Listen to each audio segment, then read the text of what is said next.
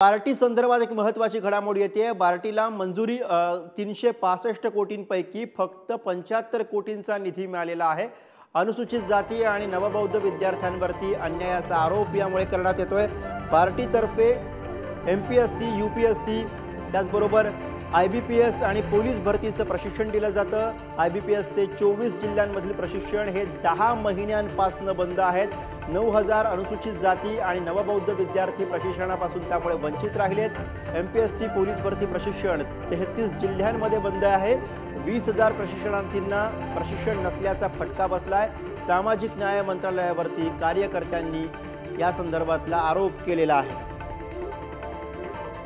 आणि याविषयीची अधिक माहिती देतात आपले प्रतिनिधी अजय माने सध्या आपल्या सोबत आहेत। अजय माने, सरकारनं गांभीर्याने विचार करावे असे सगळे आरोप आहेत, काय नेमकं म्हटलं गेलंय?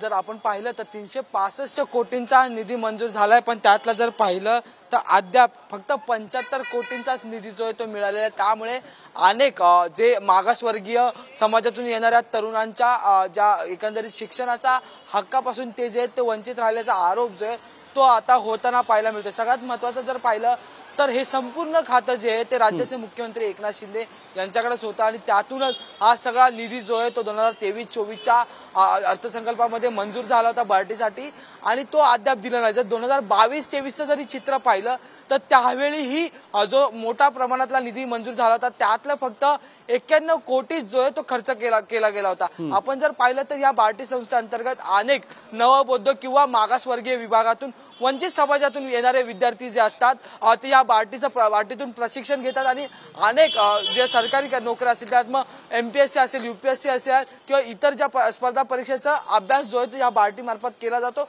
आणि त्यानंतर त्यांना वेगवेगळ्या कार्यक्षेत्रात काम करण्याच्या संधी दिल्या जातात किंवा मग तिकडून प्रशिक्षण घेऊन ते पुढे त्यांचा जो कार्यकाळाचा प्रवास आहे तो सुरू करतात।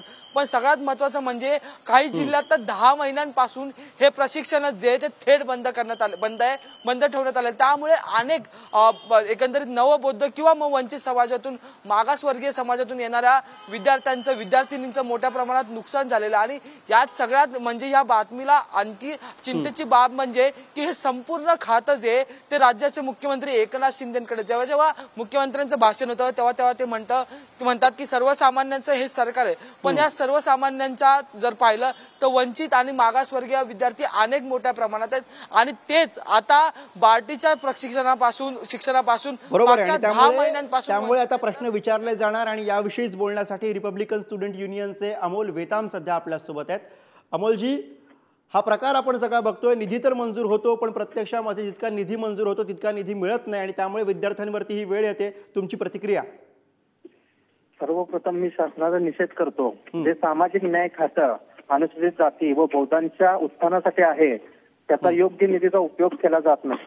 मुळात 365 कोटी मंजूर असताना केवळ 75 कोटी आजपर्यंत खर्च करण्यात आलेले आहेत। एकंदरीत 2018 पासून फेलोशिपसाठी बार्टीचे विद्यार्थी आझाद मैदान येथे उपोषण करत आहेत। आज त्यांना फेलोशिप दिली जात नाही। त्यासोबतच विविध प्रशिक्षण असतील, यूपीएससी, एमपीएससी या स्पर्धात्मक कोचिंग क्लासेसचं प्रशिक्षण देखील बंद आहेत आणि मुख्यमंत्र्यांकडे खातं असताना देखील आज अशा प्रकारचं शोषण आपल्याला पाहायला मिळतं। त्याचा देखील आम्ही निषेध करतो। धन्यवाद अमोल या प्रतिक्रियेसाठी।